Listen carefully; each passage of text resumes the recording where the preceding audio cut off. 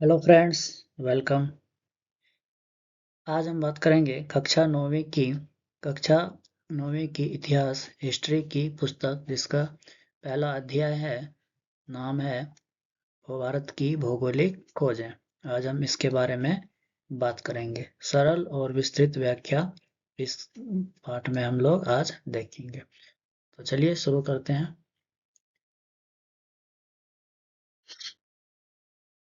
देखिए, भौगोलिक खोजें।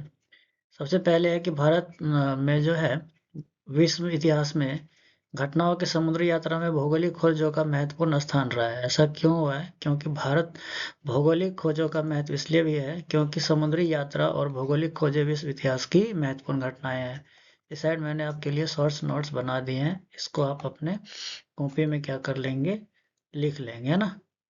ऑनलाइन क्लास का फायदा तभी है जब आप उसको अच्छे से कवर करेंगे। शॉर्ट्स नोट यहाँ पे पता मैंने बना दिया है, आप लोगों के लिए आसान रहेगा। इस पूरे पेज में जो बातें बताई गई है ये एससीईआरटी के हिसाब से जो दिया गया वही इसमें हम कवर करेंगे ना। एससीईआरटी का जो आपका 9th क्लास का चैप्टर है, बिल्कुल सेम टू सेम हिस्ट्री की जो किताब है वहीं से बिल्कुल सेम ये लिया गया है और उसी को हम यहाँ पर डिस्कस करेंगे। पुर्तगाल इस स्पर्धा में धीरे धीरे पिछड़ते चले गए। कह रहे हैं कि भौगोलिक खोजें जब हुई तो प्रारंभ में भौगोलिक खोजें प्रारंभ करने वाले देश स्पेन और पुर्तगाल इसमें क्या हो गए थे, पीछे रह गए थे। इनमें आगे कौन आया? तो आपको पता है कि जो यांत्रिक थे, जो यात्री करने वाले थे वो ज्यादातर किधर के थे? यूरोप के थे, है ना। यात्रियां ज्यादातर कहाँ के थे? यूरोप के थे। आधुनिक युग की शुरुआत में इनका बड़ा योगदान रहा और इसमें वैज्ञानिक, आर्थिक और व्यापारिक विकास भी हुआ। यूरोप का प्रभुत्व दुनिया भर में स्थापित हो गया। तो यूरोप वासियों ने सबसे पहले क्या किया? भौगोलिक खोजों का प्रारंभ किया यूरोप वासियों ने। और आगे जानते जाते इन्होंने सबसे ज्यादा उपनिवेश इन्होंने ही बनाए, क्योंकि सबसे पहले इन्होंने नए नए खोजें की और नए नए खोजें करने के बाद इन्होंने क्या किया? अपने अपने उपनिवेश बनाते गए। उपनिवेश क्या होता है? जैसे इन लोगों ने किसी देश को खोजा, यूरोप वालों ने, और इन्होंने जिस देश को खोजा उस देश को क्या कर लिया? अपने अधीन कर लिया, उसको अपना गुलाम बना लिया। अपने अधीन कर लेना, उपनिवेश का मतलब होता है अपने अधीन कर लेना, है ना। तो कह रहे हैं कि इसी रास्ते में क्या हो गया, स्पेन और पुर्तगाल धीरे धीरे पीछे छूट गए। बाद में पुर्तगालियों ने भी बहुत ज्यादा प्रयास किया और आपको पता है कि पुर्तगाली ही थे वास्को डी गामा जो पहली बार भारत आए थे। तो भौगोलिक खोज का महत्व यहीं से जाना जाता है। कह रहे धीरे धीरे पिछड़ते चले गए और नए देशों जैसे कि इंग्लैंड, हॉलैंड और फ्रांस, जर्मनी इस दिशा में अधिक सफलता मिली। इस रेस में सबसे ज्यादा सफलता किसको मिली? इंग्लैंड को। आपको बताया कि इंग्लैंड का जो उपनिवेश था वो पूरे विश्व में था। हॉलैंड, फ्रांस के जो अपने भारत में भी आए थे, जर्मनी वासी भी ये भी अपने भारत तक आए थे, है ना। हम जानते हैं कि विश्व की प्रारंभिक सभ्यता के काल में ही व्यापार एवं वाणिज्य परस्पर परस्पर संपर्क का कारण रहा था। संपर्क का कारण रहने का मतलब है कि सभ्यताओं, जैसे कि प्रारंभिक सभ्यता, जैसे हमें पता है कि ग्रीक की सभ्यता है, हमारी मेसोपोटामिया की सभ्यता, ये सभी कैसे हमारे संपर्क में आए? तो इन्हीं भौगोलिक खोजों के कारण ये संपर्क में आए। ठीक है, चलिए आगे देखते हैं। कह रहे हैं कि यह व्यापार मुख्यतः एक निश्चित मार्ग के माध्यम से होता था और होता था। प्राचीन एवं मध्यकाल में यूरोप एवं एशिया के मध्य प्राय इन्हीं मार्गों का प्रयोग किया जाता था, है ना। परंतु विश्व के कई ऐसे क्षेत्र जिनमें जीवन तो विद्यमान था लेकिन विश्व का कोई भी जुड़ाव नहीं रहता, जैसे अमेरिका, अफ्रीका, ऑस्ट्रेलिया, एशिया, इन हिस्से आदि, ये लोग ज्यादा, इन लोगों का जो हिस्सा हमारे दूसरे देशों से नहीं मिलता था, है ना। दूसरे देशों से नहीं मिलता था। ये लोग क्या करते थे? हमारे विश्व के मानचित्र पर नहीं थे। परंतु आने वाले समय में यहाँ पर क्या हुआ? भौगोलिक खोजें हुई और ये लोग भी क्या हो गए? हमारे विश्व में दिखने लग गए। पुर्तगाली यात्री मार्को पोलो ने विजयनगर साम्राज्य की स्मृति एवं चीन के शासक कुंभल खां के दरबार में वैभव का वर्णन अपने यात्रा वृत्तांत में किया है। यात्रा वृत्तांत का मतलब होता है लेख। उन्होंने, वो घूमने आए भारत और उस भारत को देख करके उन्होंने जो लेख लिखे उसी को बोला जाता है यात्रा वृत्तांत। ठीक है, इस पेज से हमें सिर्फ ये नोट कर लेना है कि नए व्यापार मार्ग खोजने की जरूरत, एशिया के साथ सीधा संपर्क बनाने की इच्छा, यूरोपीय देशों में प्रतिस्पर्धा, इंग्लैंड, फ्रांस, हॉलैंड, स्पेन, इनके बीच प्रतिस्पर्धा बना, है ना। और भौगोलिक खोजों की शुरुआत सबसे पहले यूरोप वासियों ने किया था। ठीक है, चलिए आगे देखते हैं अगला। सभी पेज का मैंने आपको नोट्स बना करके दे दिया है इसमें, है ना। ये नोट्स सभी क्या कर लेंगे, मार्क कर लेंगे, अपने कॉपी में लिख लेंगे। पुराने व्यापार मार्ग यूरोप और एशिया के बीच व्यापार मुख्यतः इस स्थल मार्ग से होता था, जिसको सिल्क रोड कहते हैं, है ना। देखिए यहाँ पर कह रहे हैं कि इतिहास हम अध्ययन करेंगे तो पाएंगे कि यह सामंती प्रवृत्ति काल था, तो व्यापार वाणिज्य गतिशील था और न ही धर्म का स्वरूप उदार था, है ना। इसका कहने का मतलब है कि जब शुरुआत हुआ था, शुरुआत में हमारा जो व्यापार होता था ना, व्यापार अटलांटिक जैसे महासागर यात्रा करना अत्यंत दुष्कर्म था। इसका मतलब है कि पुराना जो मार्ग था, भौगोलिक खोज की जरूरत क्यों पड़ी, क्योंकि जो पुराना मार्ग था ना, हमारा पुराना मार्ग जो था उसको बंद कर दिया गया था। उस पर पुराना मार्ग पर अधिकार किसका हो गया था, पुराने मार्ग पर अधिकार जो है तुर्कियों का हो गया था। क्योंकि आपको पता है कि जो सिल्क रोड है, ये सिल्क रोड तुर्क से होता हुआ जा रहा है, सिल्क रोड, है ना। सिल्क रोड तुर्क से होता हुआ जा रहा है, जिसमें एक देश है जिसका नाम है कुस्तुकतुनिया, है ना। कुस्तुकतुनिया, इस देश पर किसने कर लिया, तुर्की ने अपना अधिकार कर लिया, तुर्की ने अपना अधिकार कर लिया। तो यूरोप वासियों को मार्ग व्यापार करने के लिए जगह नहीं था, तो उनको नया व्यापार खोजना था, नए रास्ता खोजने थे, इसीलिए उन्होंने क्या किया, भौगोलिक खोजों की और आगे बढ़े, है ना। देखिए अब इसमें जो पॉइंट्स कवर करना है वो ये है, इस पेज पे से इम्पोर्टेंस पॉइंट क्या है कि कई क्षेत्र दुनिया से कटे हुए थे, अमेरिका ऑस्ट्रेलिया यात्रा कठिन था परंतु सीमित था, यानी कि ये लोग क्या थे, हमारे विश्व मानचित्र पर नहीं थे, तो बाद में इनको भी खोजा गया। जैसा कि आपको बताया कि अमेरिका का खोज कोलंबस ने किया था, है ना, कोलंबस ने किया था, है ना। उसके बाद कह रहे हैं कि भारत, चीन और दक्षिण पूर्वी एशिया से व्यापार सिल्क रोड के माध्यम से होता था। मध्यकालीन यूरोप की स्थिति सामंती व्यवस्था का व्यापार और ज्ञान संबंध था, और लोगों का अंधविश्वास भरा हुआ था। ये लोग पहले क्यों नहीं, क्या 1400, कहने का मतलब है कि 15वीं शताब्दी में ही आकर के क्यों भौगोलिक खोजें हुई, इससे पहले क्यों नहीं हुई, क्यों नहीं हुई, क्योंकि उनके अंदर अंधविश्वास भरा हुआ, जैसे कि समुद्री देवता हमें खा जाएंगे, समुद्र में पैर नहीं रखना, है ना। समुद्र के उस साइड बहुत ही खतरनाक देवताएं रहते हैं, एक ऐसी देवता है जो समुद्र में जाएंगे तो हमें मार देगा, है ना। तो ये सारी बातें हुआ करती थी, इसीलिए जो है ये लोग पहले समुद्र यात्रा में नहीं जाते थे। परंतु ये आधुनिक युग आया, है ना। धर्म युद्ध में जब यूरोपीय सामंती मध्य एशिया की नवीन शक्ति अरबों से पराजित हुए, तो सामंती गौरव ने मिथ्याभिमान से ग्रसित यूरोप दम टूटने लगा। इसका मतलब क्या है कि जो यूरोप वासियों को मिथ था ना कि समुद्री देवता हमें मार लेगा, है ना, समुद्र में नहीं जाना है, ये सारे मिथ क्या हो गए, मिथ मतलब होता है मिसकंसेप्शन, ये उनका क्या होने लग गया, टूटने लग गया, और अब वो लोग समुद्र में यात्रा करने के लिए जाएंगे, है ना। कह रहे हैं कि परंतु इसके सकारात्मक परिणाम भी सामने आए। धर्म युद्ध के दौरान ही यूरोपीय को यह महसूस होने लगा कि दुनिया के हर पहलू को समझा जाए, और इन घटनाओं ने यूरोप में पुनर्जागरण की पृष्ठभूमि भी तैयार कर दी। यानी कि अब ये लोग क्या करेंगे, अब ये लोग नई मार्गों का खोज करने के लिए समुद्र में उतरेंगे, है ना, समुद्र में उतरेंगे और नए नए देशों की खोज करेंगे। चलिए ठीक है, देखते हैं अगले पेज पर, चलते हैं अगले पेज पर। इसमें देखिए क्या बात बता रहे हैं, कह रहे हैं कि 15वीं शताब्दी में 5 दशक पूर्व तक यूरोप और एशिया के मध्य व्यापार कुस्तुकतुनिया के मार्ग से होता था, परंतु 1453 ईस्वी में क्या हुआ, कुस्तुकतुनिया पर तुर्की का आधिपत्य हो गया और यूरोपीय व्यापारों के लिए इस मार्ग को बंद कर दिया गया, है ना। तो अब जो यूरोपीय वासी थे उनको नया रास्ता ढूंढना था, है ना। तो इसीलिए उन्होंने क्या किया, समुद्र यात्रा में नौसेना का विकास किया और कंपास अरबों से सीखा। इटली कह रहे हैं कि जब इनको समुद्र में जाना था तो इनके पास कोई साधन नहीं था, तो कह रहे हैं कि कैसे जाएंगे, तो इस समय इन्होंने क्या किया था, कंपास का जो ज्ञान था ना, कंपास का ज्ञान, ये क्वेश्चन पूछा जाता है कि यूरोप वासियों ने कंपास का ज्ञान किससे सीखा, यूरोप वासियों ने कंपास का ज्ञान अरबों से सीखा। इटली, स्पेन एवं पुर्तगाल के समुद्री तट इलाकों में नव निर्माण कला की परंपरागत पद्धति की जगह खांचा पद्धति में विकास हुआ, यानी कि नाव भी बनने लग गए, नाव बनने लग गया, है ना, कंपास बन गया। तो समुद्र यात्रा के लिए किस चीज की जरूरत है, आपको कंपास होना चाहिए और नाव होना चाहिए, है ना, और मानचित्र बनाना आना चाहिए, तो मानचित्र बनाना इन्होंने सीख लिया। दूरबीन का आविष्कार हो चुका था, इसीलिए जो अब जो है नए समुद्री मार्ग का खोज करना क्या हो गया, आसान हो गया, है ना। तो अब ये लोग क्या करेंगे, यूरोप वासी नए नए समुद्री मार्गों का खोज करेंगे। देखिए इसमें जो की पॉइंट्स है हमें जो याद करना है वो ये है कि समुद्री यात्रा की कठिनाई क्या थी।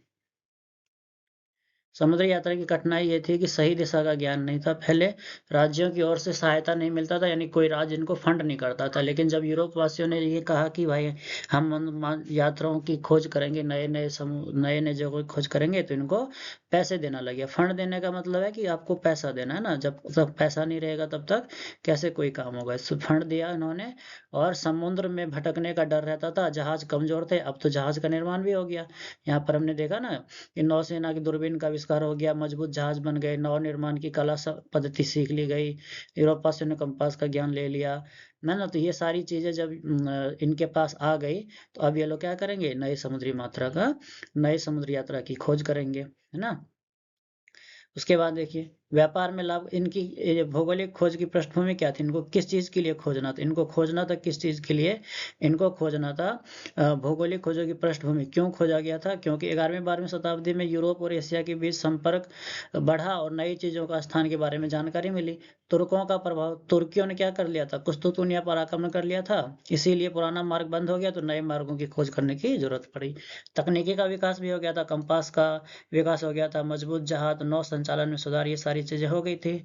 इसीलिए अब जो है समुद्री में नए जगहों की खोज करना आसान हो गया। अन्य और क्या कारण होंगे, अन्य कारण था कि व्यापार में लाभ पाना था और नए दिशा की खोज की जिज्ञासा इन लोगों में बढ़ी हुई थी। ठीक है, एकदम याद रखने वाला पॉइंट कौन सा है, यहाँ पे मैंने आपको अलग से नोट कर दिया है कि ये पॉइंट तो याद होना ही चाहिए, है ना।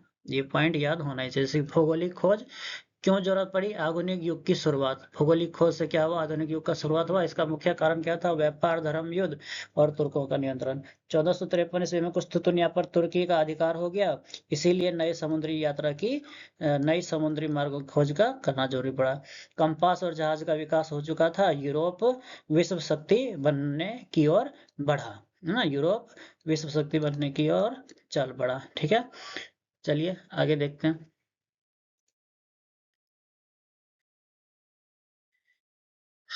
आगे है कि समुद्री अभियानों में काफी सहायता मिली, अब मानचित्र में काफी सुधार हो गया था। यानी कि नए मानचित्र भी बनने लगे थे, नई जहाजें बनने लग गई थी, नए जहाजों का निर्माण हो गया, है ना। नए जहाजों का निर्माण हो गया, कंपास हो गया, है ना, कंपास हो गया। तो अब ये बताओ कि यूरोप वासियों ने कंपास का ज्ञान किनसे सीखा। यूरोप वासियों ने यूरोप वासियों ने जो है कंपास का ज्ञान किससे सीखा, ये बताओ। ये किससे सीखा इन्होंने, ये क्वेश्चन है, कमेंट बॉक्स में दे मारो। चलो आगे देखते हैं अगला क्वेश्चन। कह रहे हैं कि नए किस्म के हल्के व तेज चाल से चलने वाले जहाज केरावल ने बनाए। केरावल नाम का जो वैज्ञानिक है, वो उसने क्या बनाया, नए तेज चलने वाले जहाज, तेज और हल्के चलने वाले जहाज किसने बनाया, केरावल ने बनाया। ठीक है, कह रहे कि नए उपकरण के बल नाविक ने अटलांटिक एवं भूमध्य सागर में अपने जहाज उतारे, और 1488 ईस्वी में पुर्तगाली यात्री बार्थोलोमियो डियाज अफ्रीका के पश्चिम तट पर होते हुए दक्षिण अफ्रीका के दक्षिणतम बिंदु उत्तर में पहुंचा, जिसे कैप ऑफ गुड होप कहते हैं ना। क्या कहते हैं इसको, कैप ऑफ गुड होप कहते हैं। कैप ऑफ गुड होप की खोज की, कैप ऑफ गुड होप की खोज पूछा जाएगा किसने किया, तो कैप ऑफ गुड होप की खोज बार्थोलोमियो डियाज ने किया। बार्थोलोमियो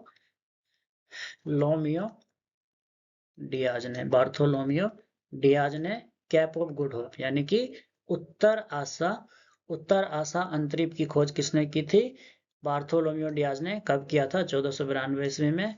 ठीक है, 1492 ईस्वी में क्रिस्टोफर कोलंबस द्वारा अमेरिका की खोज की गई। अमेरिका की खोज कब की गई, 1492 ईस्वी में। और कैप ऑफ गुड होप की खोज बार्थोलोमियो डियाज ने कब किया था, 1488 ईस्वी में किया था। 1488 ईस्वी में बार्थोलोमियो डियाज ने कैप ऑफ गुड होप की खोज की थी। बार्थोलोमियो डियाज ने कैप ऑफ गुड होप की खोज कब की थी, कैप ऑफ गुड होप की खोज बार्थोलोमियो डियाज ने 1492 ईस्वी में, 1488 ईस्वी में, 1488 ईस्वी में किया था।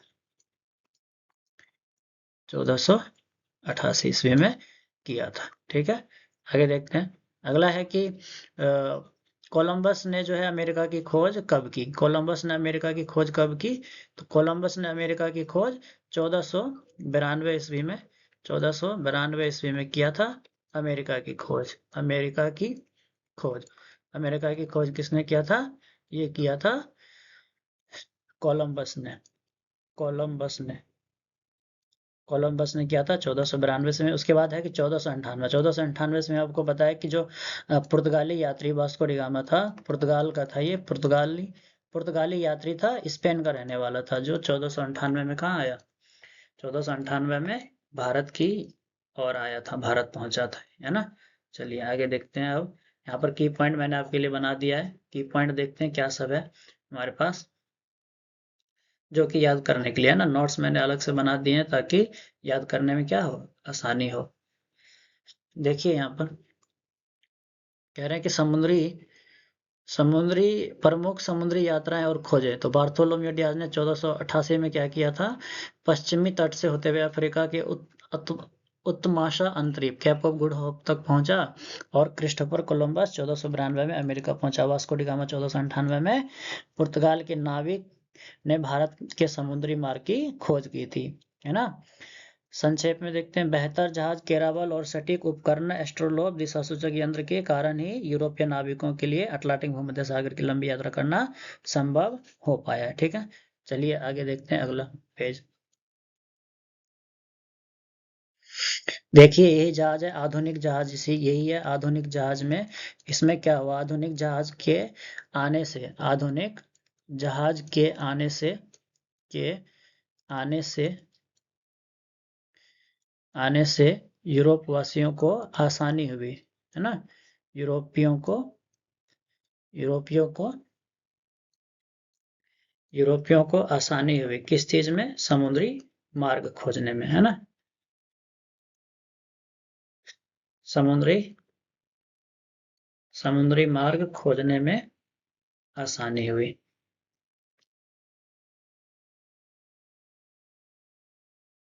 ठीक है, यही है तत्कालीन नाव का चित्र। तो नए और हल्के जहाज किसने बनाया था, कैरोलिन ने बनाया था। किसने बनाया था, कैरोलिन ने बनाया था। अभी पिछले ही हमने पढ़ा था, पहले ही पिछले ही पेज पे, कि नए और हल्के जहाज, है ना, नए, तेज एवं हल्के जहाज किसने बनाए, तो कैरोलिन ने बनाया। चलिए ठीक है, आगे देखते हैं।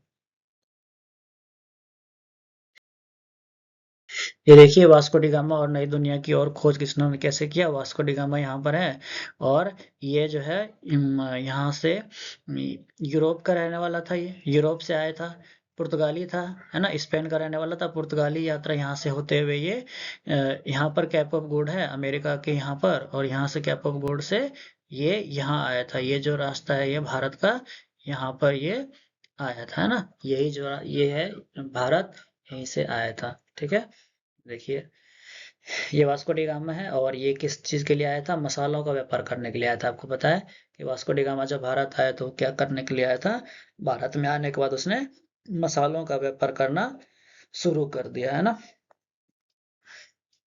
देखिए यही जहाज है, और ये कंपास है, इसी को बोलेंगे क्या, कंपास बॉक्स, है ना, दिशा सूचक यंत्र जिसको हम बोलते हैं। ये किस पर काम करता है, तो चुंबकत्व का काम करता है, ये चुंबकत्व पर ये काम करता है कंपास बॉक्स। चलिए ठीक है, आगे देखते हैं अगला।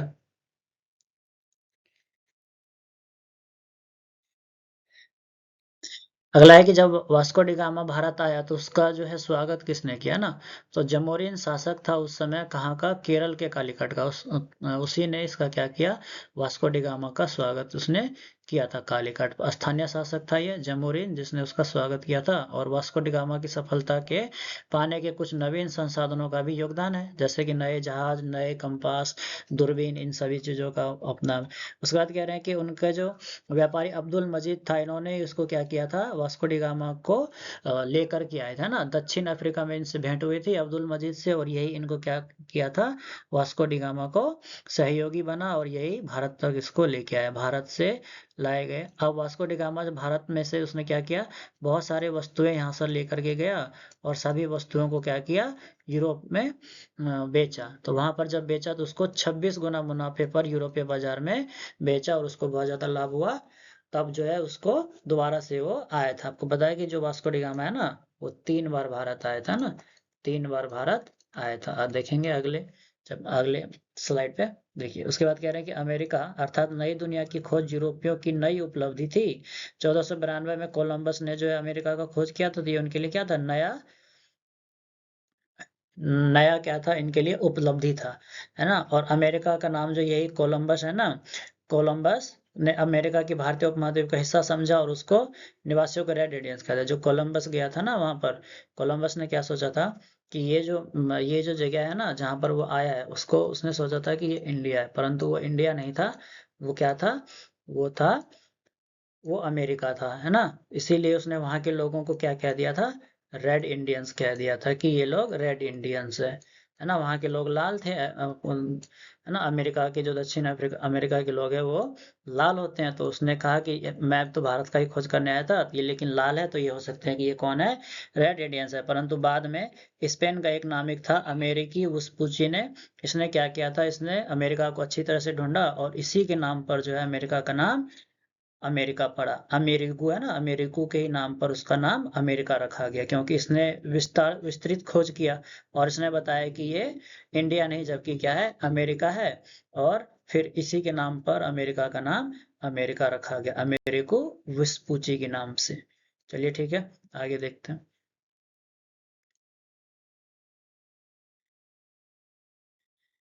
देखिए यहाँ पर मैंने मुख्य बिंदु भी बना दिया है कि भारत आगमन में नाविक वास्को डी गामा उत्तर मीमांसा, पहले कैप ऑफ गुड होप पे आया, जिसकी खोज बार्थोलोमियो डियाज ने किया था।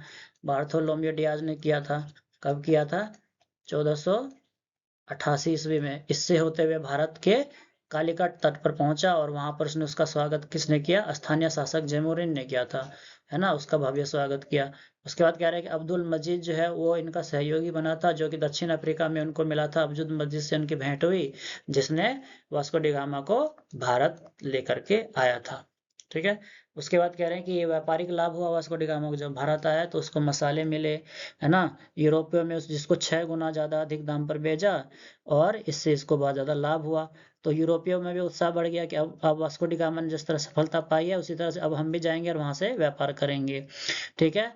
फिर अमेरिका की खोज 1492 ईस्वी में कोलंबस ने किया था, जिसने उसको नई दुनिया यानी अमेरिका की खोज किया था, है ना। लेकिन उसकी गलतफहमी की वजह से कोलंबस ने अमेरिकी को भारतीय उपमहाद्वीप का हिस्सा समझ लिया, परंतु वो भारतीय उपमहाद्वीप नहीं था ना, उसने उसको नाम दे दिया था रेड इंडियंस, गलतफहमी के कारण। बाद में हमें पता है कि अमेरिका का पूरा खोज किसने किया, अमेरिकी वेस्पुची ने, और इसी के नाम पर क्या नाम रख दिया गया, अमेरिका उपमहाद्वीप, अमेरिका नाम रखा गया। ठीक है। और ये खोज हुआ था 1492 में। ठीक है, चलिए आगे देखते हैं। ये पॉइंट्स नोट कर लेना है अपने कॉपी में, एग्जाम्स के लिए ये बहुत ही इंपॉर्टेंट पॉइंट है। ठीक है, मैंने अलग से ये पॉइंट्स बना दिए हैं, 9 पॉइंट है इसमें, ये बहुत ही जरूरी है जिसको आपको याद रखना है। ठीक है, चलिए आगे देखते हैं। ये देखिए, यही है कोलंबस। कोलंबस गया तो था भारत की खोज करने के लिए, लेकिन इसने खोज किसकी कर दी, भारत की खोज करने गया था, लेकिन ये पहुंच गया कहाँ पर, अमेरिका के पूर्वी तट पर पहुंच गया, ये ना, अमेरिका के दक्षिणी तट पर, अमेरिका के दक्षिण पूर्वी कह सकते हैं, दक्षिण पूर्वी तट पर, दक्षिण पूर्वी तट पर पहुंचा। और वहां पर जो लोग दिखा ना उसको, वहां पर इसको, इसी को उसने क्या कह दिया था, रेड इंडियंस नाम इसने दे दिया था, कि यही लोग क्या है, रेड इंडियंस, है ना। इसी को नाम दे दिया था रेड इंडियंस, जबकि वो लोग इंडिया के नहीं थे। बाद में उसी जगह का संपूर्ण खोज किसने किया, अमेरिको वेस्पुची ने, जिसने उसके नाम को क्या रख दिया, अमेरिका नाम उसी के नाम पर रखा गया, अमेरिकी, अमेरिगो वेस्पुची के नाम पर ना। अब कह रहे हैं कि जो अमेरिका ने नया दुनिया का खोज किया था ना, यानी कि उनको नया नया जगह मिला था, कोई जगह नया मिला था। तो पहला जगह कौन सा मिला था, अमेरिका, तो उसी को नई दुनिया किसको कहा गया है, अमेरिका को ही कहा गया है। नई दुनिया किसको कहा गया है, नई दुनिया कहा गया है अमेरिका को ही। ठीक है, अमेरिका को ही नई दुनिया कहा गया है। फिर उसके बाद कह रहे हैं कि 1519 ईस्वी में मैगलेन ने पूरी दुनिया का चक्कर लगाया जहाज से। सबसे पहला इंसान हुआ जिसने पूरी दुनिया का चक्कर लगाया। पूरी दुनिया का चक्कर किसने लगाया, पूरी दुनिया का चक्कर सबसे पहली बार का चक्कर, चक्कर पहली बार, है ना, पहली बार किसने लगाया, तो इसने लगाया मैगलेन ने, मैगलेन ने सबसे पहली बार पूरी दुनिया का चक्कर लगाया। ठीक है, चलिए आगे देखते हैं। ये देखिए इसमें पूरी जानकारी दी गई है। वास्को डी गामा और नई दुनिया की खोज, वो नई दुनिया की खोज किसे कहा गया है? नई दुनिया अमेरिका को कहा गया, और इसकी खोज किसने की थी? नई दुनिया की खोज की थी अमेरिको विस्पूची ने, है ना, अमेरिको विस्पूची ने किया था इसकी खोज। ठीक है, नई दुनिया की खोज किसने की? अमेरिगो अमेरिगो विस्पूची ने किया था ना। देखिए ये अटलांटिक है, यहाँ पर यूरोपवासी है। अब यूरोपवासी यहाँ से चल करके आए थे, और जो कोलंबस था वो यहाँ से इधर की ओर आ गया था, इधर आ गया तो ये अमेरिका चला गया। परंतु जो वास्को डी गामा आया था वो यहाँ से यहाँ आया था। ये जो पॉइंट है इसी को बोला जाता है कैप ऑफ गुड होप। क्या बोला जाता है? कैप ऑफ, ये जो पॉइंट है इसी को बोला जाता है कैप ऑफ गुड होप। ये कौन सा पॉइंट है? ये वाला पॉइंट, ये है कैप ऑफ गुड होप, जिसकी खोज किसने की थी? बार्थोलोमियो डियाज ने किया था। बार्थोलोमियो डियाज ने किया था। ठीक है, भारत का मार्ग है ये जम्बूरी ने, जिसका उसने खोज किया था। ठीक है, चलिए अगला देखते हैं। चलिए ठीक है, अगला देखते हैं। अगला अगला क्या है? देखिए ये जो मैप है इसमें बताया गया है कि कैसे जो है यूरोप वासियों ने जो है भारत की खोज की थी। देखिए आपको दिखाते हैं हम अच्छी तरीके से। देखिए यहाँ पर है। अब देखिए ये जो है ये सारा यूरोप है। अभी वर्तमान में ये कौन सा क्षेत्र है? हमारा यूरोप का क्षेत्र है ना, यूरोप का क्षेत्र है। और यूरोप आपको पता है कि जो वास्को डी गामा थे वो यूरोप ही यात्रा ही था, यूरोप का ही था वो, है ना। रहने वाला स्पेन का था, लेकिन नाविक कहाँ का था? यूरोपीय नाविक था वो, है ना। कहाँ का था वो? यूरोपीय नाविक था। ठीक है, यूरोप का था वो, यूरोप से आया था ना, यूरोप से आया था वास्को डी गामा। और ये आकर के सबसे पहले कहाँ गया था? ये आया था यहाँ से, और यहाँ से ये चला गया था यहाँ पर। ये जो जगह है ये कौन सा है? कैप ऑफ गुड होप है। कौन सा जगह है ये? कैप ऑफ गुड होप है। और कैप ऑफ गुड होप के बाद ही उसने यहाँ से फिर जमोरिन उसको मिला ना, जमोरिन मिला इसको यहाँ पर। और इसी ने अब्दुल मजीद मिला, अब्दुल मजीद यहाँ पर मिलने के बाद उसको कहाँ लेके आया? यहाँ पे ले, यहाँ से भारत की, और यहाँ पर लेके आया वास्को डी गामा। देखिए यहाँ पर लिखा हुआ भी है वास्को डी गामा 1498 ईस्वी में कहाँ आया था? भारत। और जहाँ पर उसका स्वागत जमोरिन राजा ने किया था। किसने किया था? जमोरिन जो राजा था उसने उसका स्वागत किया था। किसका? वास्को डी गामा का भव्य स्वागत किसने किया था? जमोरिन ने किया था ना। चलिए आगे देखते हैं अब। ये है अमेरिका, जिसकी खोज किसने की थी? सबसे पहले तो इसकी कोलंबस ने खोज की थी, है ना। कोलंबस ने कोलंबस ने इसकी खोज की थी कब? 1488 में। फिर उसके बाद 1492 ईस्वी में इसकी खोज किसने की? 1492 में इसकी खोज अमेरिगो वेस्पुची ने किया था, जिसके नाम पर इसका नाम क्या रखा गया? अमेरिका रखा गया। चलिए ठीक है, आगे देखते हैं अगला सवाल। भौगोलिक खोज के परिणाम दूरगामी हुए थे। क्या क्या परिणाम हुए थे वो हम देख लेंगे। व्यापार वाणिज्य पर प्रभाव पड़ा, औपनिवेशिक साम्राज्य का विकास हुआ, वाणिज्य का विकास हुआ, ईसाई धर्म एवं पश्चिमी सभ्यता का प्रसार हुआ, दास व्यापार का विकास हुआ, और भारांतीय का अंत एवं भौगोलिक ज्ञान में वृद्धि हुई। चलिए अगला देखते हैं। उसके बाद है कि व्यापार में वाणिज्य का प्रभाव किस प्रकार से पड़ा। कि बहुत सारे लोगों ने क्या किया था, अपना स्पेन, पुर्तगाल, हॉलैंड, इंग्लैंड ने अपना प्रभाव पड़ा, और ये लोग नए नए मार्गों की ओर खोज करने के लिए, विशाल साम्राज्य संभालने के लिए नए नए देशों को क्या करने लग गया? ये उपनिवेश बनाने लग गए। ठीक है, उसके बाद देखिए औपनिवेशिक साम्राज्यों का विस्तार कैसे हो गया। कह रहे हैं कि England, Holland, Sweden, Denmark, France आदि देशों में ऐसी कंपनियां स्थापित हुई जिन्होंने क्या कर लिया? दूसरे देशों पर अधिकार कर लिया, अपना उपनिवेश एवं बस्तियां बसाई गई, है ना। प्रारंभ में पुर्तगाल और स्पेन उपनिवेश स्थापित करने में अग्रणी रहे, और परंतु 16वीं सदी के अंत में 17वीं सदी के प्रारंभ में फ्रांस भी शामिल हो गया। यानी कि ये सारे देश क्या हो गए थे? दूसरे देशों को अपने कब्जे में कर रहे थे। जैसे किसी देश ने किसी देश को खोजा, उसे उसने क्या बना लिया? अपना उपनिवेश बना लिया, है ना। उपनिवेश बनाना मतलब उसको अपने अधीन कर लिया। उपनिवेश का अर्थ क्या होता है? अपने अधीन कर लेना, है ना, अपने अधीन कर लिया। अब नए नए कई कई कंपनियों का जो है स्थापना कब हुआ था देखते हैं। पुर्तगालियों का आगमन कब हुआ था? 1498 में। भारत में अंग्रेजी ईस्ट इंडिया कंपनी भारत कब आई? 16वीं सदी में, 1600 ईस्वी में। डच कब आया? 1602 में। फ्रांसीसी कब आए? 1664 में। और डेनिश कब आए?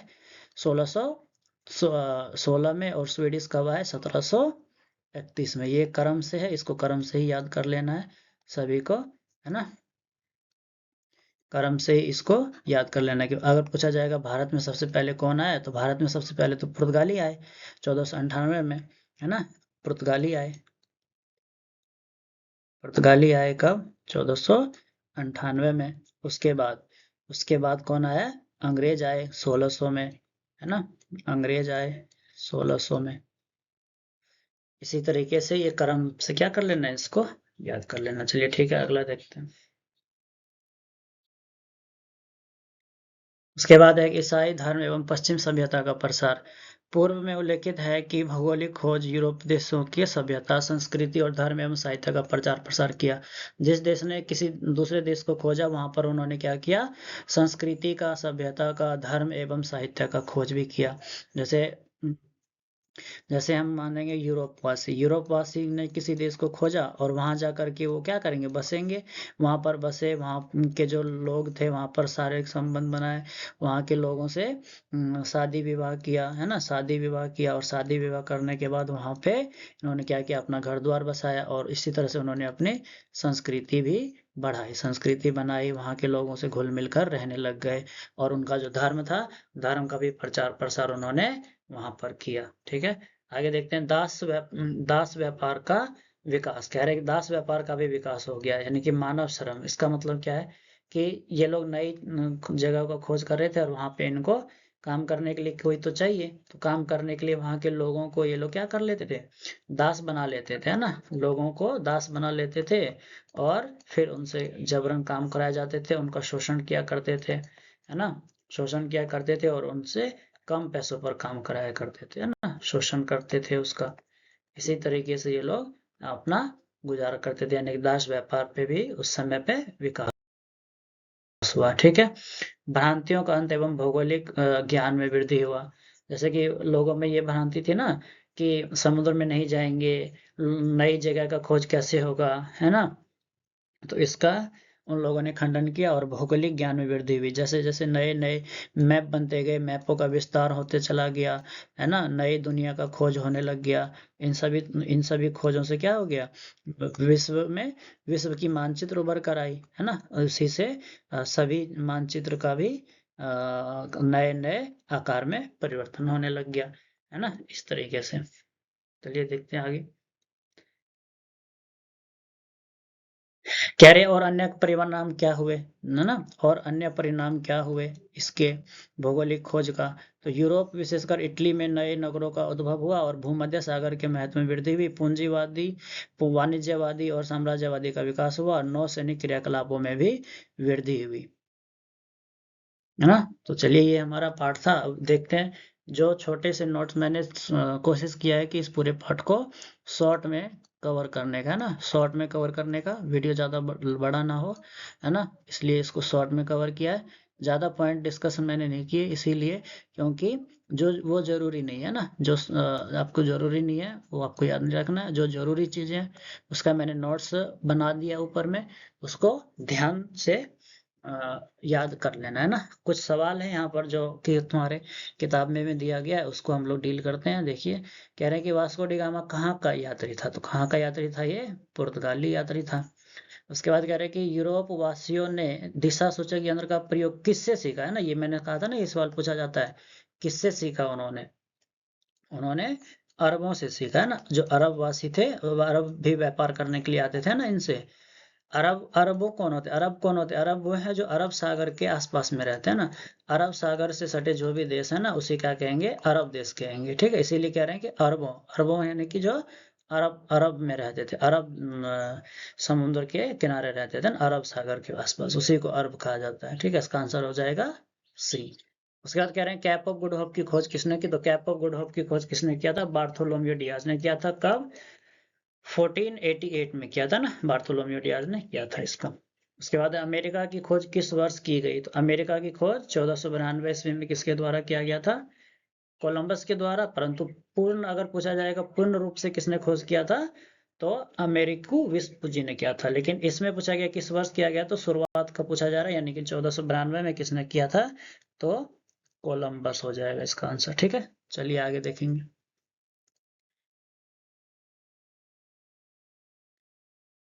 कह रहे हैं कि कुस्तुनतुनिया का पतन किस वर्ष हो गया? कुस्तुनतुनिया का पतन किस वर्ष हो गया? 1453 में हो गया था, जब 1453 में कुस्तुनतुनिया का अधिकार कुस्तुनतुनिया पर अधिकार तुर्की वासियों ने कर लिया, तो यूरोप वासियों ने क्या कहा कि अब हमें इस मार्ग से तो व्यापार नहीं करने के लिए दिया जाएगा, व्यापार करने के लिए नहीं दिया जाएगा। तो उन्होंने क्या किया, नया मार्ग खोजा ना।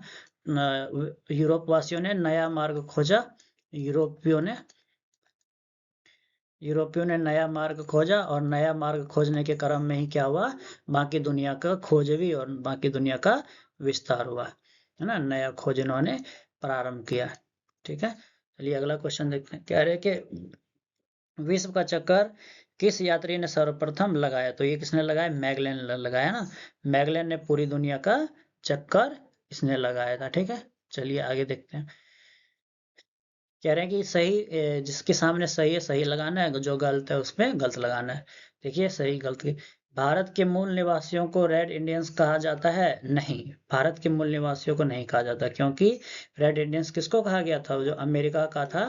अमेरिका में जो कोलंबस ने कुछ लोगों को देखा था ना, उस लोगों को उसने कहा था रेड इंडियंस। उत्तर उत्तमाशा अंतरिक्ष की खोज ने भारत तक पहुंचने का मार्ग प्रशस्त किया? सही, क्योंकि कैप ऑफ गुड होप जब खोज हुई थी, तो उसी के बाद जो है ना, वास्को डी गामा भी कैप ऑफ गुड होप से ही होता हुआ वो कहाँ आया था? भारत आया था। तो ये सही है। उसके बाद कह रहे हैं भारत अटलांटिक महासागर के पूर्वी तट पर स्थित है? नहीं, ये भी गलत है। भारत कहाँ है? भारत हिंद महासागर के हिंद महासागर के ऊपर में है, महासागर के ऊपर में है, और प्रशांत महासागर के पूरब में है। प्रशांत महासागर के पूरब में है, और अटलांटिक महासागर के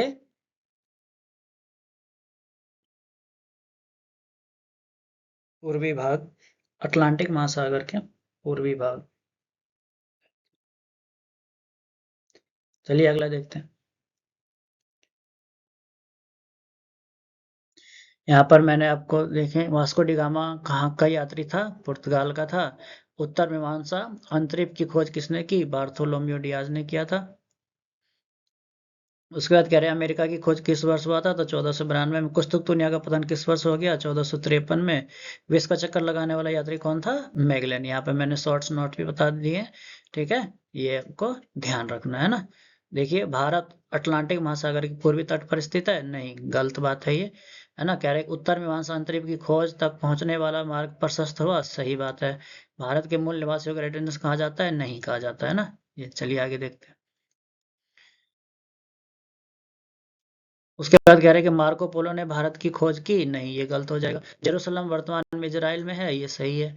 लिविसन दास प्रथा का बहुत बड़ा केंद्र था? ये बात भी सही है। अमेरिको ने नई दुनिया का विस्तार किया? नई दुनिया का विस्तार से खोजा? नहीं। हाँ, अमेरिको ने ही खोजा था ना, इसी के नाम पे, इसीलिए तो इसका नाम अमेरिका पड़ा गया ना। ये बात सही है, अमेरिका इसी के नाम पर रखा गया, तो ये सही है। ठीक है, चलिए उसके बाद कह रहे हैं कि एक वाक्य में निम्नलिखित प्रश्नों का उत्तर देना है। भारत आने में किस भारतीय व्यापारी ने वास्को डी गामा की मदद की? तो किसने की थी? अब्दुल मजीद ने किया था ना। अब्दुल मजीद ने किया था। मैंने इसका नोट्स भी बना दिया, देखिए आगे दिखा दे रहे हैं नोट्स। देखिए यहाँ पर है ना क्वेश्चन का आंसर। भारत आने में किस भारतीय व्यापारी ने वास्को डी गामा की मदद किया? तो वास्को डी गामा की मदद अब्दुल मजीद ने किया। दूसरा क्वेश्चन कह रहे हैं न्यू फाउंडलैंड का पता किसने लगाया? न्यू फाउंडलैंड का पता सर जॉन कैबिनेट ने लगाया, है ना। सारा क्वेश्चन डिस्कशन मैं आपको इसी के साथ कर दे रहा हूँ, और मैंने उत्तर भी आपको लिख करके दे दिया है ना। उत्तर भी साथ साथ में दे दिया, जिससे कि आपको ज्यादा दिक्कत ना हो और आसानी से पूरा चैप्टर समझ में आ जाए। उत्तर मैंने साथ साथ में इसको करवा दिया ना, क्वेश्चन आंसर मैं इसी में करवा रहा हूँ। ठीक है, देखते हैं अगला तीसरा क्वेश्चन क्या है। कह रहे कि यूरोपिया द्वारा निर्मित तेज चलने वाले जहाजों को क्या कहा जाता था? तो कैरावल कहा जाता था, है ना। कैरावल हल्के और तेज चलने वाले जहाज होते हैं ये। ठीक है, आगे देखिए कह रहा है कि दक्षिण अफ्रीका का दक्षिणतम बिंदु कौन सा है, तो उत्तमांशा द्वीप है, यानी कि कैप ऑफ गुड होप है। जैसे हमको पता है कि जो ये वाला है ये अफ्रीका है, ये वाला क्षेत्र क्या है, अफ्रीका है। और अफ्रीका का ही जो ये क्षेत्र है ना, ये वाला जो क्षेत्र है इसको क्या कहा जाता है, कैप ऑफ गुड होप कहा जाता है।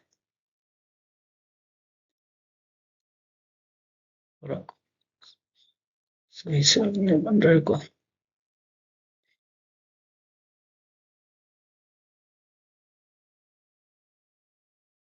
ये वाला जो क्षेत्र है इसे क्या कहा जाता है, cap of good hope. Cap of good hope इसी को कहा जाता है। ठीक है, चलिए आगे देखते हैं। अगला सवाल है, कह रहे हैं कि 11वीं और 12वीं शताब्दी में ईसाई एवं मुसलमानों के बीच धर्म युद्ध क्यों हुआ था, तो जेरूसलम पर अधिकार के कारण है ना। ये जेरूसलम कहाँ है, ये इजराइल, इजराइल में है। ठीक है, वहां पर ईरान के आसपास में। कह रहे हैं कि 1453 में कुस्तुतुनिया पर किसने आधिपत्य कर लिया था, तो तुर्कियों ने कर लिया था। पुर्तगाल एवं स्पेन किस महासागर के पास अवस्थित है, अटलांटिक महासागर के आसपास। चलिए ठीक है, अगला सवाल देखते हैं। अगला सवाल है कि कह रहे हैं कि लघु उत्तरनीय प्रश्न और प्रश्नों का उत्तर कम से कम 30 एवं 50 शब्दों में देना है। तो कह रहे हैं यूरोप में मध्यकाल को अंधकार का युग क्यों कहा जाता है, भौगोलिक खोजों में वैज्ञानिक उपकरणों की क्या योगदान था। इसके लिए मैंने आप सभी को एक अलग से नोट्स बना दिया है, अगले पेज पर देखते हैं। यहाँ पर देखिए कह रहे हैं कि यूरोप में मध्यकाल को अंधकार का युग क्यों कहा जाता है, क्योंकि इस समय सामंती व्यवस्था का बोलबाला था और व्यापार ठप था और चर्च का आधिपत्य प्रभाव होने के कारण वैज्ञानिक सोच और तर्क का अभाव था। भौगोलिक खोजों में वैज्ञानिक उपकरणों का क्या योगदान था, तो कंपास में दिशा का ज्ञान हुआ, एस्ट्रोलोब यानी कि जो जहाजें थी वो बनी, कैरावल बनी, है ना, ये सारी चीजें बनी। उसके बाद कह रहे हैं कि भौगोलिक खोज ने व्यापार पर किस तरह से प्रभाव डाला, तो व्यापार अब क्षेत्रीय न रहकर क्या रह गया था, वैश्विक हो चुका था और नए समुद्री मार्गों से मसाला और कीमती सामानों का व्यापार बढ़ा, जिससे यूरोपीय देशों की समृद्धि बढ़ी। उसके बाद कह रहे हैं कि भौगोलिक खोजों ने किस प्रकार भ्रांतियों को तोड़ा। पहले माना जाता था कि पृथ्वी चपटी है और समुद्र का अंत भयानक है। समुद्री यात्राओं और दुनिया का चक्कर लगाने में यह सिद्ध हुआ कि पृथ्वी गोल है। तो इस भ्रांतियों को क्या हो गया, तोड़ दिया गया नए समुद्री खोज के बाद, है। चलिए आगे देखते हैं। कह रहे हैं कि भौगोलिक खोजों ने किस प्रकार विश्व के मानचित्र में परिवर्तन लाया, तो मानचित्र अब जो है ना अमेरिका, ऑस्ट्रेलिया और अफ्रीका जैसे अज्ञात महाद्वीपों को जोड़ दिया, यानी कि नए नए जगहों का क्या हुआ, खोज हुआ। चलिए आगे देखते हैं अगला सवाल। ये दीर्घ उत्तरीय प्रश्न है, इसको अच्छी तरह से याद कर लेना। अगर आपने पूरे चैप्टर में कुछ भी नहीं किया तो कम से कम इस प्रश्न को, यहाँ पर जो 5 प्रश्न होते हैं दीर्घ उत्तरीय प्रश्न, इसको अगर आप अच्छे से तैयार कर लेंगे, लिख लेंगे कॉपी में, है ना, तो आपका पूरा पार्ट जो है ना वो कवर हो जाएगा। उत्तरीय उत्तरीय प्रश्न, इसको कम से कम आपको क्या कर लेना है, अच्छी तरीके से समझ लेना है। कह रहे हैं कि भौगोलिक खोजों का क्या तात्पर्य है, इन इसने किस प्रकार विश्व की दूरियां घटाई है ना। पहला क्वेश्चन बहुत अच्छा है, देखो मैंने कोशिश किया है कि शॉर्ट्स में इसका जवाब देने के लिए। देखिए कह रहे हैं कि 15वीं और 16वीं शताब्दी में यूरोपीय नाविकों द्वारा नए समुद्री मार्गों और अज्ञात भूभाग जैसे अमेरिका, भारत का सीधा समुद्री रास्ते की खोज भौगोलिक खोज कहा जाता है। दूरी कैसे घटी, तो पहले यूरोप और एशिया के बीच व्यापारिक कठिन स्थल मार्गों, जो आपको पता है कि कस्तुकतोनिया तुर्की के रास्ता से होता था, वो अब क्या होने लगा, समुद्र के मार्ग से जल्दी होने लगा। कुस्तुक दुनिया के मार्ग से होता था जो कि लंबा पड़ता था, है ना, और यहाँ पर टैक्स भी लगा दिया था। अब तुर्कियों वाले ने उस पर कब्जा कर लिया था और टैक्स लगा दिया, तो बोला था अगर इससे व्यापार करोगे तो टैक्स देना पड़ेगा। तो इन लोग जब इसका मार्ग छोड़ा और समुद्री मार्गों खोज की, वहां से इनको कर नहीं देना पड़ता था। नए समुद्री मार्गों की खोज से जहाज द्वारा यात्रा आसान हो गया, है ना, इससे समय की बचत हुई और दुनिया के विभिन्न महाद्वीप एक दूसरे के संपर्क में आए। उसके बाद कह रहे हैं भौगोलिक खोजों के कारण की व्याख्या कीजिए। कारण, क्यों भौगोलिक खोज किया गया, तो भौगोलिक खोज का मुख्य कारण क्या था, कुस्तुकतुनिया पर तुर्की का अधिकार, जो रास्ता था उस पर कुस्तुकतुनिया ने क्या कर लिया था, तुर्की ने अधिकार कर लिया था और पुराने मार्ग को बंद कर दिया, इसीलिए नए रास्तों की खोज की जरूरत पड़ी। वैज्ञानिक आविष्कार भी हो चुके थे, जैसे दिशा सूचक यंत्र कंपास बन चुका था, एस्ट्रोलोब्स बन गए थे, कैरोवल बन गए थे, जहाज की लंबी समुद्र यात्रा संभव हो सके। उसके बाद ईसाई धर्म का प्रचार करने के लिए भी ये लोग दूर दूर जाने लगे, चार दूर देशों में धर्म का प्रसार करना चाहते थे। उसके बाद कह रहे आर्थिक लालच, जैसे वास्को डी गामा ने मसाला ला करके उसको 26 गुने भाव पर यूरोप में बेचा, तो वो भी क्या हो गया, उनको लालच आ गया, भाई और भी धातु लाएंगे तो उसमें भी व्यापार क्या हो जाएगा, हम लोग का बढ़ जाएगा, है ना, धन कमाने की इच्छा उनकी बढ़ गई। ठीक है, देखिए अगला सवाल देखते हैं। तीसरा सवाल है कि भूभागों को मानचित्र पर अंकित करें और भारत में व्यापारिक तुलना करें। तो ये एक प्रकार से मैप है, लेकिन आपको मैंने सोचा है कि मैप तो यहाँ पर नहीं बना सकते हैं, आपके लिए मैंने क्या करा है, एक नोट्स में ही मैंने आपको मैप का चित्रण करने का कोशिश किया। देखिए कह रहे हैं कि मानचित्र, इसमें मुख्य रूप से उत्तरी और दक्षिणी अमेरिका, अफ्रीका का तट, भारत और दक्षिण पूर्वी एशिया शामिल थे। व्यापारिक तुलना में यदि आप खोजेंगे तो पूर्व यूरोप में होते थे, तो व्यापार भारत से व्यापार करने के लिए मध्य एशिया के जोखिम भरे स्थल मार्गों और अरब व्यापारियों पर निर्भर रहना पड़ता था, लेकिन खोजों के बाद आप सीधे जहाजों से कालीकट पहुंचकर अधिक लाभ कमा सकते हैं, ना।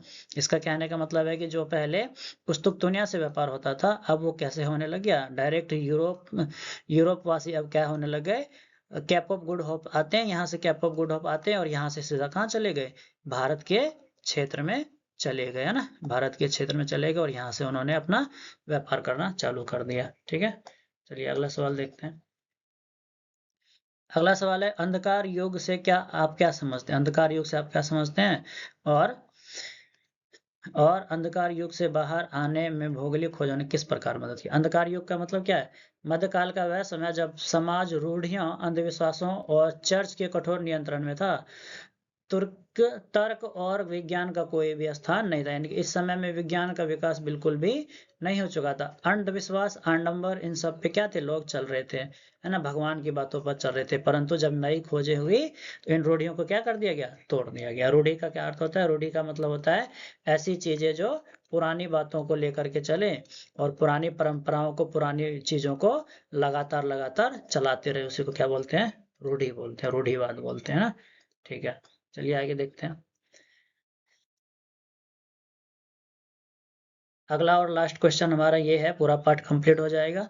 अगला अगला पार्ट अध्याय 2 1 से 2 दिन में मैं जो है इसी यूट्यूब चैनल पे डाल दूंगा। अगर आपको ये वीडियो अच्छा लगा हो तो जरूर इसको लाइक कर दें और सब्सक्राइब कर ले, ताकि 9th का जो भी चैप्टर है, मैथ, इंग्लिश ज्योग्राफी, सब मैं इस पे क्या करवाऊंगा, आपको कवर करवाऊंगा। सिविक्स भी, इंग्लिश भी, सभी चीजें मैं आपको इस पे कवर करवाऊंगा। अध्याय 2 जो है वो जल्द ही अपलोड कर दिया जाएगा, आप से जुड़े रहेंगे ना। अध्याय 2 जल्दी आ जाएगा, फ्रांसीसी क्रांति, वो भी मैं इस पर डाल दूंगा। ठीक है, देखिए लास्ट क्वेश्चन बचा हुआ है, इसको हम डिस्कस कर लेते हैं। कह रहे हैं कि भौगोलिक खोजों के परिणामों का वर्णन करें, इससे विश्व पर क्या प्रभाव पड़ा। तो व्यापारिक प्रभाव पड़ा, है ना, वैश्विक व्यापार की शुरुआत हुई और यूरोपीय देश जैसे स्पेन, पुर्तगाल और इंग्लैंड बहुत समृद्ध हो गया, यानी इनके पास क्या हो गया, बहुत सारा पैसा हो गया। औपनिवेशिक युग का मतलब क्या है, यूरोपीय शक्तियों ने अमेरिका, एशिया और अफ्रीका में अपने उपनिवेश, कॉलोनीज बनाए, जिससे शोषण की शुरुआत भी हुई। दास प्रथा, श्रम की कमी को पूरा करने के लिए अफ्रीका के दासों का व्यापार भी शुरू हो गया। और सांस्कृतिक विनिमय, दुनिया भर की विभिन्न संस्कृतियां, खान पान जैसे आलू, मक्का, टमाटर आदि विचारों का भी आदान प्रदान भौगोलिक खोजों के कारण शुरू हो पाया, है ना। चलिए ठीक है, हमारा चैप्टर यहीं खत्म होता है। मैंने कोशिश किया है कि आपको शॉर्ट्स में अच्छी तरीके से डिटेल एनालिसिस, ताकि कुछ छूटे भी ना, और आप इसके क्या करें, अच्छी तरह से आपकी तैयारी हो सके। शॉर्ट्स में मैंने इस पार्ट को बनाया है, नहीं तो ये वीडियो और भी लंबा हो जाता है ना, ज़्यादा जानकारी साझा नहीं किया, बस वही चीज़ें मैंने आपको बताया जो कि इम्पोर्टेंट हो, है ना, इम्पोर्टेंट हो। वीडियो को लास्ट तक देखने के लिए धन्यवाद। देखते हैं अगला, बहुत ही जल्द मिलेंगे अगले क्लास के साथ। तब तक के लिए जय हिंद, और वीडियो देखने के लिए थैंक यू।